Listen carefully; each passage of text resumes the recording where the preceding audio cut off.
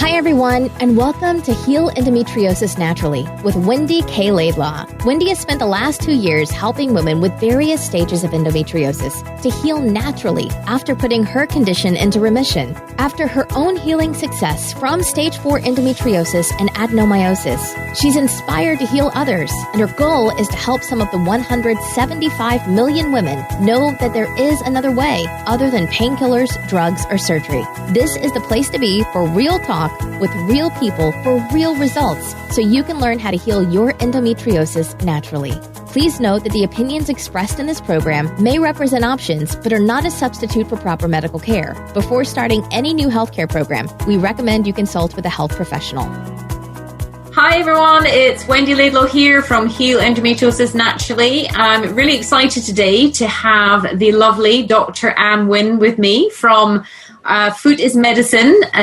She does an amazing podcast sharing the amazing abilities that we have within ourselves to heal ourselves if we're putting the right great ingredients inside us. And I just thought you would all really appreciate, whilst she's not had endometriosis herself, she fully understands and appreciates and embraces, just how some subtle and even some, changes can be made to your diet that can have a big impact on your body. And of course, she was a pharmacist before, so has a scientific background based on the body and the foods and things like that. So I thought it would be really interesting to hear from her experiences, what she's doing, and how she's helping other people heal through food as well. So great to have you here, Anh. Oh, it's a pleasure. Thank you so much for having me, Wendy. I'm so excited. Yeah, no, we spoke ourselves just a couple of weeks ago, and you're just so lovely. And I just thought it would be so great for people to hear your story. And you've got some great stories. And of course, your podcast's amazing as well, where, food is medicine. I mean, that says it all, doesn't it? So, yeah. So I just thought, by chance, so maybe you could give us a bit of background information, what you did before, and then kind of what led you into to discover the amazing food is medicine. Yeah, so my traditional training is as a pharmacist, and I still am licensed as a pharmacist, although I don't practice anymore. And for me, I became a pharmacist because I had an opportunity to shadow someone. My junior year of high school, we could shadow any person that we wanted who was available, and just to see what the job was like. And I really wanted to be a pediatrician, but my mom planted a seed in my brain, and she said, hey, why don't you think about pharmacy, because it's a great field for women. It's also in the medical profession. And so I was like, okay. So I wrote down pharmacist, and I got matched to shadow a pharmacist, and I really loved what they did. As Bob was the person I shadowed, and he knew everyone's names who came into the pharmacy. He knew about their family. He knew, their vacations and their kids, and he seemed to know all the little home remedies that would help people feel better. I was like, I want to be like Bob, and so I went to pharmacy school. But then after I graduated, I started working, and very quickly I realized that I wasn't actually helping people get better. I had one patient who I loved dearly, and he had 20 prescriptions. I remember looking at his basket of medications and making sure I counted to make sure that I had every single prescription. And as I was checking them all, I was like, okay, so he's on 4 different inhalers. He's on pain medications. He's on constipation medications for his pain medications. And I said, if I could sit down with him and help him, quit smoking, lose some weight, eat better, I think I can help him come off of some of his medications. Yeah. And it really was an eye-opening experience for me, and just to see him every month progressively getting worse.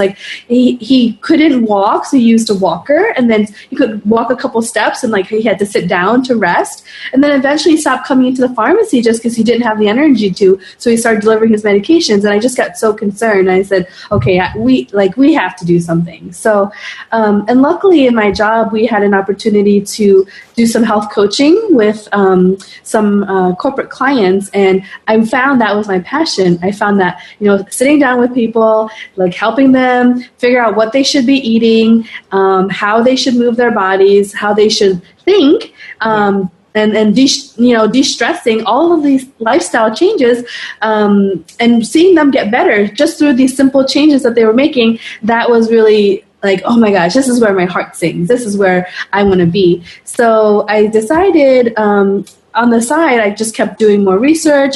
I did an elimination diet, and I found I was gluten sensitive. And I was like, whoa, I didn't know about food sensitivities. And then I learned about functional medicine, and that kind of snowballed. So that led me to, I started the podcast, to be honest, to really help me see that I wasn't crazy, that there were people out there who could heal themselves from all these crazy conditions that I was taught in school had no cure, that they could just take medications to help their symptoms, but there was no way that they would ever be cured from their condition. And, I talked to people who had breast cancer, who had lupus, multiple sclerosis, and all these other conditions, and they made changes in their diet, and they were living much better lives than they had been when they were taking medications. And so that gave me the confidence to know that, okay, this is a real thing, because from my traditional pharmacy background, I didn't know, and I thought I was crazy. So I needed to hear these stories over and over again, and with different conditions, to see that, okay, this is real.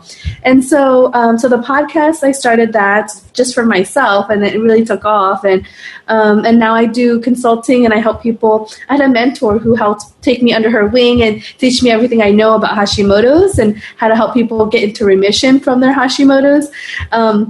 But as I learned about functional medicine, I realized that all disease really starts with really three main three legs of the stool, and all of these three factors, are the main reason for all these autoimmune conditions. And in some ways, we can think of endometriosis as an autoimmune condition. Yeah. And so by addressing, we can't really fix genetics, but by addressing the triggers and by addressing the leaky gut, oftentimes, the body is able to heal itself by supporting and giving the body the nutrients it needs and removing the triggers that's causing those inflammatory reactions in the body. So I'm super happy. Yeah, no, it's amazing, because even just taking you back to when you were saying your mom was saying you wanted to be a pharmacist, and you thought with home remedies, and you can see how some part of you understandably would have thought, I'm going to help people get well, and even just how the pharmaceutical route just doesn't address the underlying causes. So that's amazing, that you were able to identify that. And that's what I loved about you when I heard that story, that this man was coming in and you had these 20 prescriptions, but you're like, no, he's getting sicker. And I think that's why it's so important that we share these messages now, is if you're taking medicine or you're having surgeries and you're not getting better and they're not helping, then the definition of insanity is doing the same thing over and over and expecting a different result. Well, stop, look at a new path and take a different path. And that's wonderful that you've been able to make all these connections yourself, and even with the whole gluten sensitivity thing as well. Yeah. So even have you heard of the Spontaneous Remission Project? That there's over 35,000 documented case studies of all these different types of conditions that medicine can't explain that have healed themselves. It's amazing. Yes, and because they can't explain it, they say it's spontaneous remission, whereas people systematically, made changes to their diet, their lifestyle, their mindset, how they moved, and that's how they healed themselves and put themselves in remission. Absolutely. And what is it that you find with the people that you're working with now, with their conditions? Are there any are there top tips that you can give people that would help them, that they might feel a difference with? Yeah, so so I specialize in Hashimoto's, but when you kind of look at the big picture of all disease, there's really the foundational things that we always talk about. we have to heal the gut, we have to heal the adrenals, we have to support detoxification. And that's kind of the three foundational pillars that I address I have a 12-week Hashimoto self-healing program, and that's what we address. And so, the first thing is our liver. So we are exposed to toxins every day. Our bed has flame retardants, our clothing has flame retardants, the makeup we put on our faces has chemicals, the water we drink, in some countries there's fluoride in it, the air we breathe, I live in an area where there's a lot of construction because it's a growing area, so all the chemicals from the construction, pesticides on our food, we're all exposed to toxins everywhere. And so our liver is getting so backlogged with having to process all of those toxins. And so supporting the liver, getting it to be able to function efficiently, getting rid of the backlog. So that's really one of the first things is removing toxins and also supporting the liver. So after that everything seems to work better, because sometimes people will jump right in and they'll start to do like a gut repair protocol, or they'll try to fix the adrenals. But if the liver is backlogged, then all those new supplements that you're taking, the toxins just kind of recirculate in your body, and you don't handle the supplements very well, and you might have reactions to these supplements. But if we address the liver first, then everything else goes smoothly. All the different protocols are more effective and better tolerated. So that's why we address the liver first.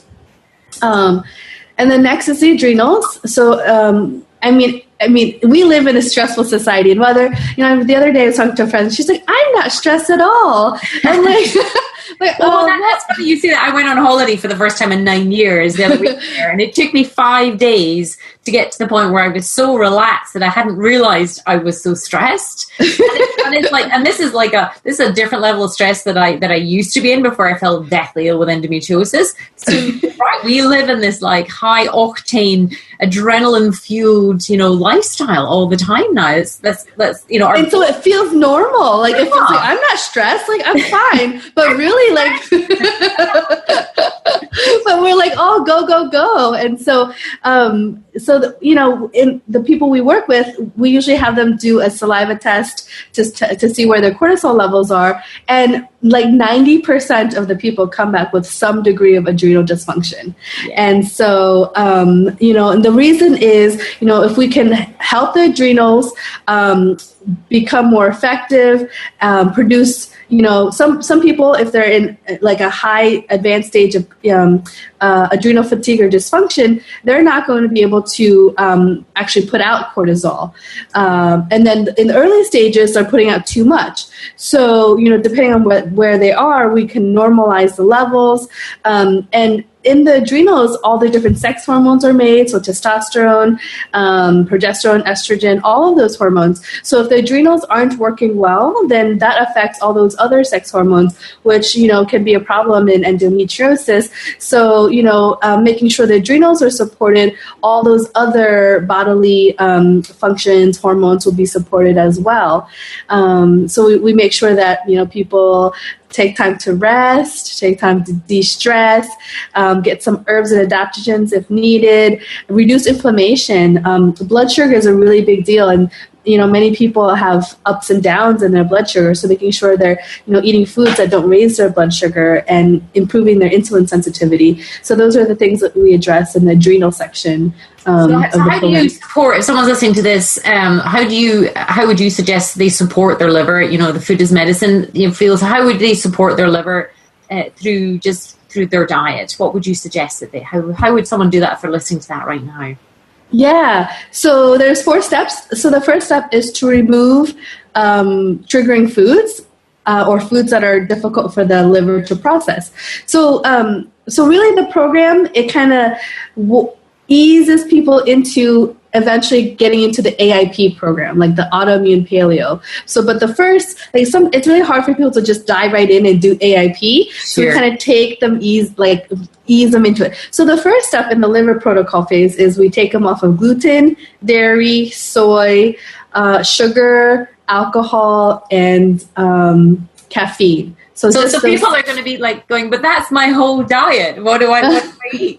They're going to be crying when they hear this, like, oh, you're fighting with everything. Yes, and it seems overwhelming, but it really is only 6 things. But so I encourage people not to focus on what they can't have, and just really focus on what they can have. And my friend had a saying like, crowd out the bad by just adding in the good. Yeah. So just adding in good habits, and slowly those bad habits will fall off the radar. Well, that's what I promote in my programs as well. It's like healthy eating habits. And then, in fact, my son made the most amazing meal the other night, and it was so full of color and raw vegetables, and it was just such a beautiful meal that I was so excited when I saw it from the color, and the taste was so amazing. And I didn't feel deprived or, missing out on anything, and I felt so good. And so you're right, it's that crowding out the bad with the good. Yeah. Really lovely saying. And I actually feel like I'm missing something when my meal doesn't have vegetables. Like, I'm like, I need my vegetables. And so that's like the first thing people can do. So your body's now adapted to the good. And that's it. It's amazing. And I know you and I have spoken privately, like how our bodies really notice. And I used to be like the sugar queen of the world. I'd have a handbag full of what I thought were healthy bars, but they were like, I don't know how many, like 15 grams of sugar in a bar, which is like just, I used to graze on sugar all day long, have the big spikes and the big slumps. So exactly, but now I love it. And of course, sugar is really addictive. So the more you have, the more you want, because you want that sort of bliss point of the sugar. But when you can slowly, as you say, slowly do it, because that's the key, isn't it? It's slow is fast. And I have that as my motto with the women I work with, because, otherwise it's not a diet, it's a lifestyle of adjusting eating habits so that and then when you do it slowly, you crowd out the bad with the good stuff. And then your taste buds return, your bowel movements work, everything, your skin, your hair, your nail, everything just starts to go back to normal and even thrive. Exactly. And it becomes more sustainable as a habit, because, if you're just diving right in and you're like forcing yourself to get rid of all those habits, like you feel deprived immediately and a part of you wants to rebel. And so you can do it maybe for the length of the program, but then when there's no one watching you, like it's very easy to fall back into it. But if you slowly ease yourself in and you just add a new habit and it sticks, then you can continue to add another new habit. And then you start to feel better, and then you get the rewards. It's a different type of rewards. They're long-term rewards, and especially for women with endometriosis, that you talk about the inflammation, hormone imbalance, and if you're feeding that fire with these products that you're talking about, these ingredients you're talking about, they just add to the inflammation. But if you swap these things out, the body just starts to sort of calm down. Things start to repair and correct themselves, and then the pain reduces and the symptoms reduce, and then before you know it, the pain's gone, and then the symptoms have gone, and that is an adrenaline buzz, if in itself. And so vitamins and minerals and nutrients, they are like found in vegetables. So there's a lot of people who say, okay, vegan's the way to go, paleo's the way to go, keto's the way to go, Atkins, whatever. Like everyone has a thing, but really most diets will not argue that people need more vegetables. Absolutely. And from these vegetables, this is where we get all these enzymes and phytonutrients that our body needs. And, we know that vitamin C is good for us, but what we don't know is what works in concert with this vitamin C that makes it work well. So yes, we can take a vitamin C tablet, but even better is getting our vitamin C from, oranges, and getting it from the food source as well, because then you're getting everything that is in the package that nature intended, that we maybe as scientists don't know is supporting the vitamin C and making it work better. Okay. So I really try to have people focus on three things: FFP, so adding fiber, fats, and proteins into their diet. So whenever they're putting together a meal, just kind of checking off those three things. Do I have fiber? Do I have fat? Do I have proteins? So fiber would be vegetables, leafy greens. Fat would be avocado, nuts and seeds, chia seeds, and then protein. It could be a pea protein if you're doing a shake. It can be like grass-fed beef or pasture-raised chicken, that kind of thing. So, making sure every meal has those three components, and that will balance the blood sugar. Many people have too many carbohydrates, and so that's why we focus on fats. If you have good fats in your diet, then you're not going to feel hungry. Some people might not understand. They hear fats and they go, "Oh my goodness," and they freak out at the word fats. And of course, on my programs, I talk about it, and it's great to hear you talking about it now, but obviously there's good fats out there, and our brain needs fats. It needs that good fat to think and function, and our bodies need that. So maybe you could explain from your wonderful scientific background that the important nature of fats in our diet. Yeah. So, our cells have fat in them. So our cells have a layer called the phospholipid bilayer. And in that layer, there's triglycerides, and those are fat molecules. So, and actually for things to be transported in our body, many times they have to be attached to a fat molecule or something that's fat soluble to be able to get into our cells. And so our cells, need fat to function. Every single cell in our body has this phospholipid bilayer. So our body, because if we don't get enough fat from our diet, we make fat. It's called cholesterol. Our liver makes cholesterol. And if we don't get enough cholesterol in our diet, then our body produces it. And so we used to think in the 50s and 60s that cholesterol was bad because of this landmark study that was misinterpreted, and also there's probably some bias with the grain industry wanting to and so that's why the food pyramid was designed like, everyone has to have 6 to 11 servings of grains, and then what happened? We all got fat. So we don't actually need as much carbohydrates or starches as we thought we did. We actually need more healthy fats. And if you think of fat as fuel, then and actually fat is a better fuel source for our brains than the carbohydrates are. So it's like putting in premium fuel or putting in ethanol fuel, right? To fuel your body. So avocados, fish, like fatty fish, like salmon, nuts and seeds, coconut oil, extra virgin olive oil. Those are all great sources of fat that we should be incorporating into our diets. Yeah, absolutely. And it's great to hear the science behind it. I get so excited now. And that's why I wanted you to speak, and chat today, and so women could hear this, because I think people get a little bit of information, but not all the information, and they get frightened by some and don't understand it all. And I know on my own online programs, I go into a lot of detail about these things because it's so important. And then when women do start to make the changes, or people in general start to make these changes, their body starts to respond really, really quickly. In fact, both my children, I have a 16-year-old and a 25-year-old, adore and just love avocados now. You've got no idea how exciting it is as a mother to watch your children eat green, and not only eat green, but like really good fats. And I think, but to hear that scientific element is really interesting, because of course we're all bombarded with, different, mediums and medias as to kind of fats and even cholesterol. People get frightened, the whole idea of cholesterol. So I think this is where it's great, like, as I say, yourself having that other information to share with us, so we can fully understand the biological processes that go on in the body and the importance. So if your body's not functioning effectively, it's probably being deprived of these essential fats that our cells need, as you're telling us, that we need. And for your women, they have hormonal imbalances, and the starting point of where all these hormones come from is cholesterol. So cholesterol is like the raw material from which we get pregnenolone, and then from that we get, progesterone, testosterone, estrogen. So that is like the raw material from which everything is made. So if we don't have enough cholesterol, we don't make enough hormones.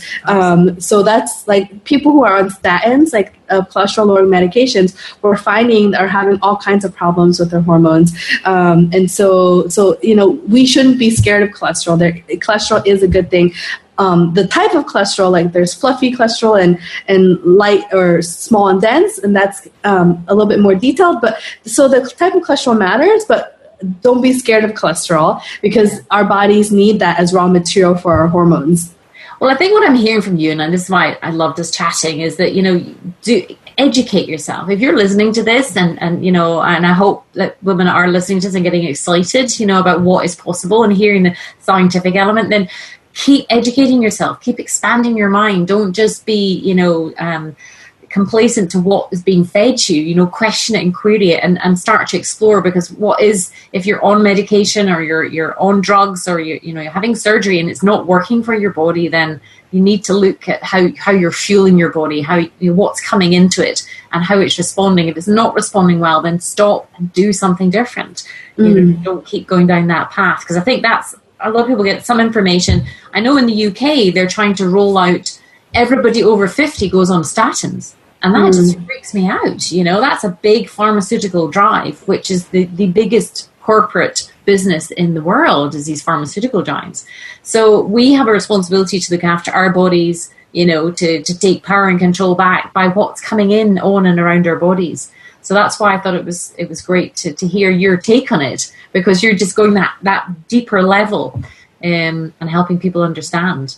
And, you know, so in my training, you know, I was taught basically every diabetic should be on a statin, you know, if someone with a family history of heart disease, like all these conditions where people would need a statin. And then, you know, I was taught that saturated fat was bad, and I was taught the food pyramid where we had to eat all these starches. And so I accepted all these things, but because, you know, I learned about my gluten sensitivity, then I was like, wow, like this is something I have, which I can see, I can feel in myself, I can see the rash on my body that I was never taught in school, which then I was like, well, why wasn't I taught this in school? And then that made me question, is this valid? And so you're right, like having that mindset of questioning things. And so like seeing the results that you want to achieve. And if doing what you're doing now isn't getting you there, then maybe you have to do something different. And maybe you have to challenge the beliefs that you once had to be able to achieve the result that you want to achieve.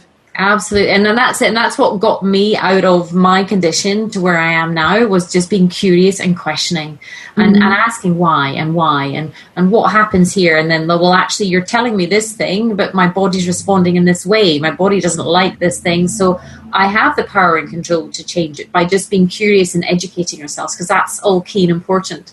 And I know you're wanting to touch on as well. We're talking about very much the physical and the biological and stuff, but it's also very important, you know, as certainly as women in this day and age, to take the time to, you know, come into us emotionally, you know, what we're doing for ourselves, you know, standing up for ourselves, our voices, our boundaries, all these kind of things. So I wonder if you've got any kind of thoughts on that for the women.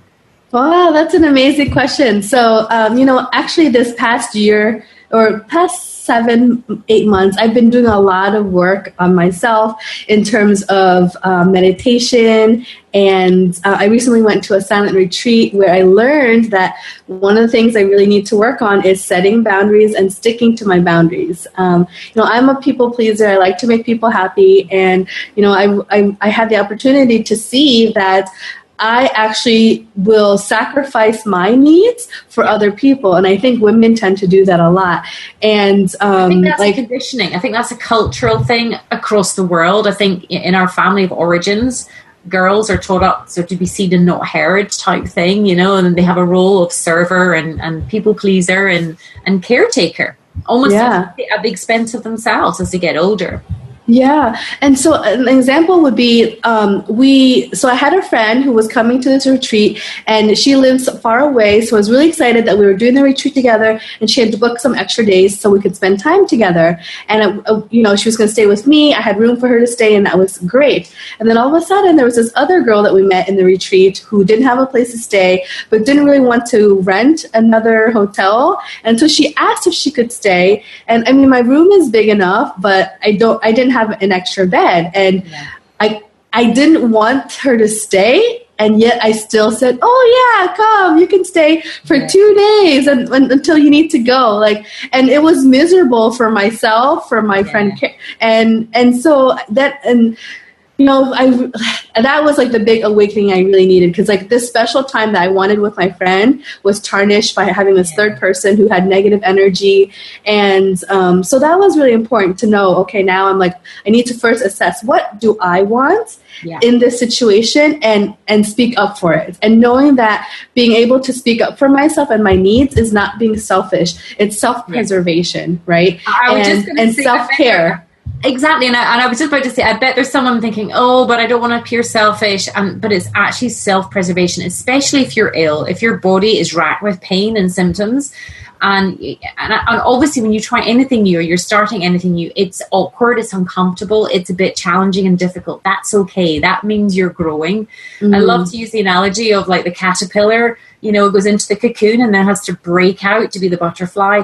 It ain't an easy transition, you know, to get out of that cocoon to be the butterfly. So part of healing physically as well as emotionally is learning your worth and learning that actually it doesn't make you selfish. It is absolutely self-preservation. Now, you mentioned boundaries, and I never even knew what that meant on my journey. And, and I thought, so when did you even learn the phrase, and what does boundaries now mean for you? And for those that are listening, what does that mean as a woman to have boundaries?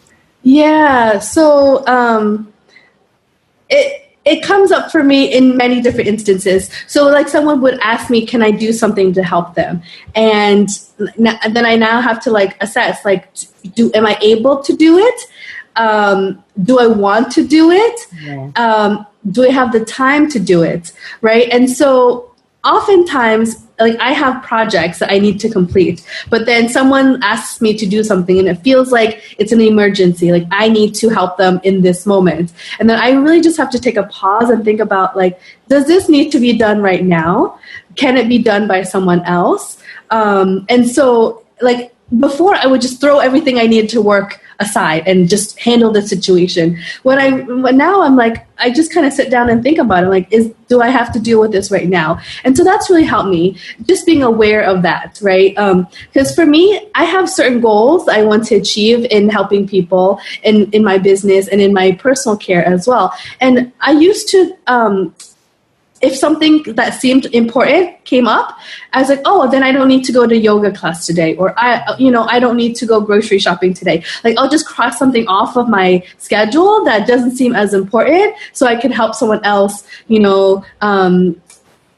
with something. Like, my friend needed help booking tickets, and I like shoved everything aside to do this for her. And it took like 3 days of my time to do this because, she couldn't get it done in one day. We had to meet again. Then there was a problem. She didn't get the confirmation. And like all of the, I was like, why did I do this? Why do I do this to myself? So now I like realize I just know like what are my capabilities and am I willing to accept? Right. And is this important enough to put my work aside, that my purpose in helping people with Hashimoto's, like, is this worth putting my purpose aside to do this right now? Or can someone else do it? So it's just making me more aware of that. And how has that impacted on your health?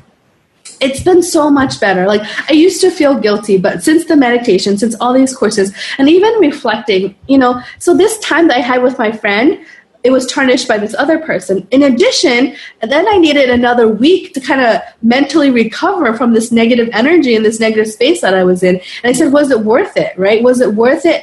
And same thing, spending 3 days to help this person book tickets, was it worth it to do that? And all that, like they were not sure, so I had to keep following up with them. Then they wouldn't respond to me. And like just being in limbo with this, it was just exhausting mentally. And I said, I don't need this mental exhaustion anymore. Yeah. And I mean, it's wonderful to hear you talk like this, because I'm sure there are, I think every endometriosis woman that I've encountered or met is incredibly caring and considerate and empathetic and compassionate to other people. And there's nothing wrong in that, but they give out too much of themselves. And I remember being bedridden for 3 years, lying in bed, wanting to save the world, but I couldn't even save myself. And like yourself, I would end up climbing over mountains to help somebody who was invariably a toxic person who didn't appreciate me. And I was left feeling empty where, and it's not that I don't help people now, because I know I have to put myself first, because if like you say, cancelling the yoga or cancelling the shopping trips, I can't do those things because they fill me up, they feed me, and they make me healthy in a different way, emotionally and psychologically and spiritually.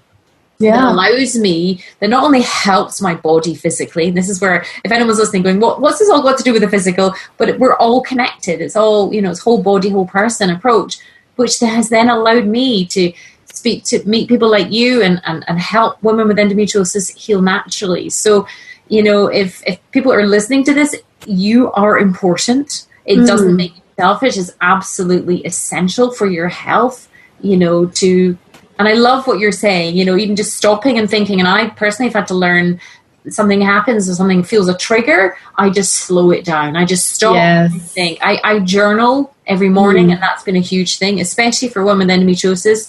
They should be journaling because they can monitor their progress through their new healthy eating habits, and even just who annoys them, who triggers them, who's always demanding, who's that person who's like like that they vampirize your soul, that, you know, they suck you dry. You know, what words you use for certain people, and then what boundaries can you put in place to protect yourself?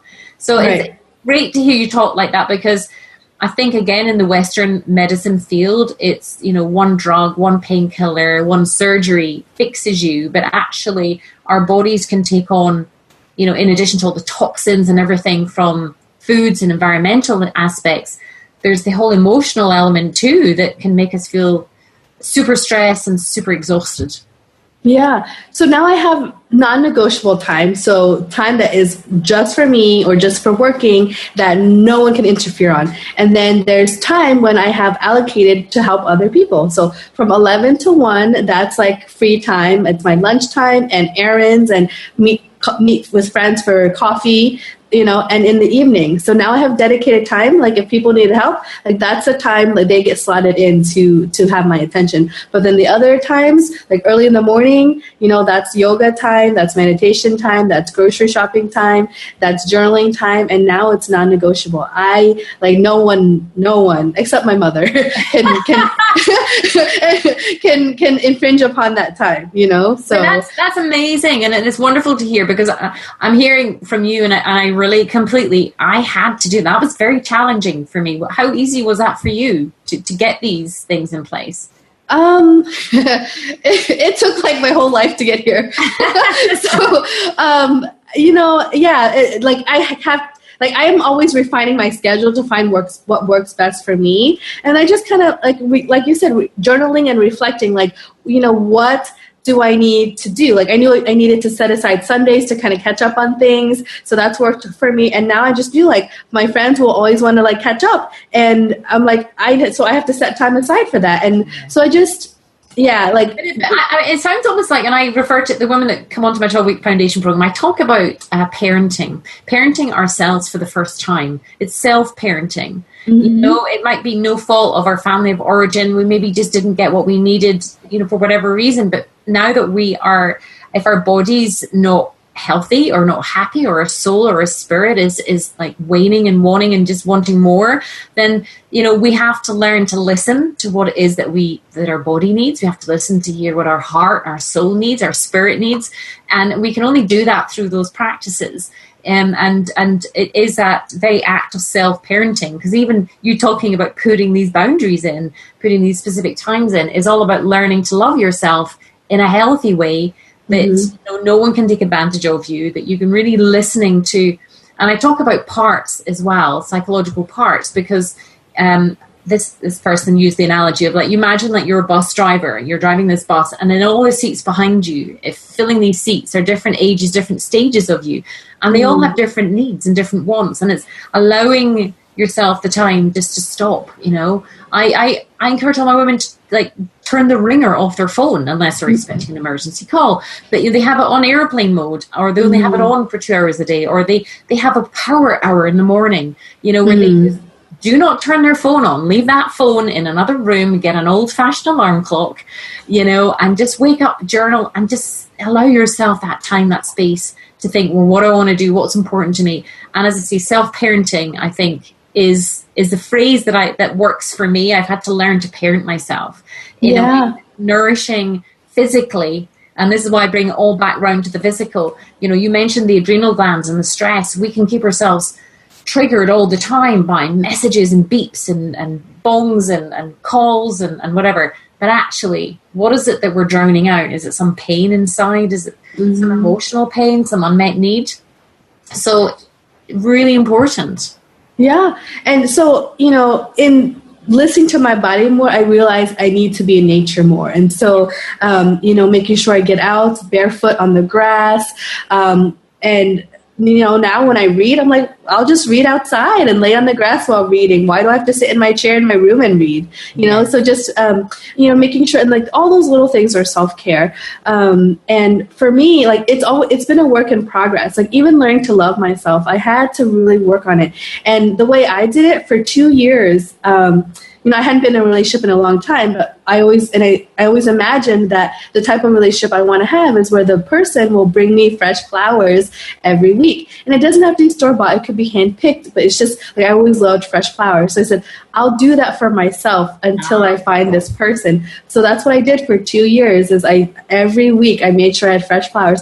And that was an amazing process because then I realized like I loved myself how I wanted to be loved. And then it was just like that was one big step in self-love and self-care. And then now I do goddess time. I call it goddess time. I get my nails done, my hair done, get massages. I go out in nature.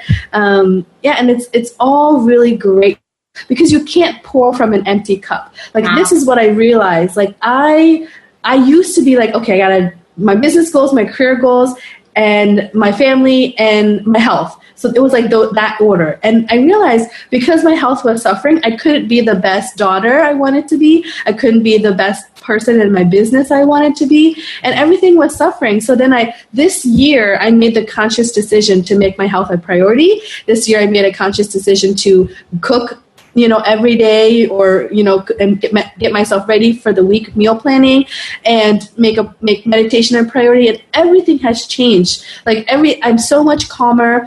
I've lost weight and my friends say like I'm glowing. And it's just everything is happening more effortlessly because I'm taking care of myself. Well, that's just so awesome. I mean, what a lovely way to end this interview. And I hope people get inspiration from this, that it's a whole body, whole person healing journey, whether it's endometriosis or whether it's any other conditions. But before we finish up, perhaps you could share with people, if they do even know people who have this condition, what your the name of your program or where they can get more details on your I can never say the name. Hashimoto. Yeah, and sometimes Hashimoto's and endometriosis go hand in hand. They're both hormonally linked, and so oftentimes fixing Hashimoto's can help resolve the infertility issues that people are having. So, I always encourage people, if they're feeling fatigued, they're gaining weight, they're losing their hair, they have no energy and they don't know why, check their thyroid levels, but also check their thyroid antibodies because there might be something else going on. So my program is healing, or if I could get the name right, Hashimoto's Self-Healer. So, the reason it's called that is I want people to empower themselves to heal themselves because you are the ones that you're going to heal yourself. I cannot heal you. People can do this, isn't it? And this is what I shared too. And people that are listening, you can do this yourself, but you don't have to feel alone in it, but right. You have the power and you can get the support to take back that power and control. Like I am your guide and I'll take you by the hand and show you where to go, but you have to walk that path. And so the Hashi Self-Healer is a 12-week program. It addresses the foundational things we've talked about, the gut, the adrenals, and the liver, and it builds the foundation for your body to heal itself. And you will get your symptoms in remission. You'll get your labs back in the normal range and the optimal range. And in some cases, we can get your thyroid to be able to produce its own hormone again. So then you don't need medication or need less of your medication. And some people might need more help because they have more deeper triggers, advanced things, and different infections going on that we have to dive deeper in. But this 12-week program will be it for like 80% of the people who have Hashimoto's. It will help them get into remission. So they can go to Facebook, just type in HSH Program. For Hashi Self-Healer, HSH Program. They can join the first 2 weeks for free, the liver cleanse. That's like the beginning of it all. Like everyone needs to do liver cleanse for every other protocol to work effectively, and they get that for free. So then they can see the results for themselves, see how I work, see if we work well together, and then they can decide if they can continue with me or not. Fantastic. Well, that's great. Well, look, I mean, you're going to be sending me details anyway, so they'll be under this podcast, so people can click on that or make referrals to you if need be, so that if they've got anyone that knows that they can take back power and control and help this condition themselves. So thank you so much for being here today. And for those who have endometriosis, who are listening to this and haven't taken the step, I hope that by hearing Dr. Ann's story herself and what she's doing, that it might inspire you to take power and control yourself. If the painkillers, the drugs and surgery aren't working for you, then stop and look to the other path, look outside the box and see what else is available. You can get a free paperback copy of my book, Heal Endometriosis Naturally Without Painkillers, Drugs or Surgery, worth $14.99. Just go to my website, healendometriosisnaturallybook.com. I just ask you to pay the shipping charges, and I ship all over the world. I even offer a money-back guarantee in the shipping charges. If you get the book, you read it, you don't like it. That's how important it is for you to get this information and start reading it and applying it. If you have read my book and you're listening to this podcast and you've maybe hit a wall or a roadblock and you're not making the progress, or even you're slipping back, don't despair. Reach out for help and support. I have a 12-week online foundation program. So go to healendometriosisnaturallycourse.com and apply to work with me there, so we can get you back to living your full life that you're supposed to be living, and not just existing in some sort of vat of treacle, which is what I used to be like. But thank you so much, Dr. Ann. It's amazing. And of course, your podcast, Food is Medicine, if people want to hear more from you in that realm as well. But thank you so much. It's been great chatting to you. Yes, likewise. It's been an honor. Thank you, Wendy. Thanks. Cheers. Bye-bye. Bye. Thanks for listening to Heal Endometriosis Naturally with Wendy K Laidlaw. And I hope you enjoyed the show. Don't forget to subscribe, like, and rate us. If you're interested in learning more, you can download your top 5 jumpstart tips at healendometriosisnaturally.com and jump on the VIP email list. Remember to keep you number one. The world needs a healthy you.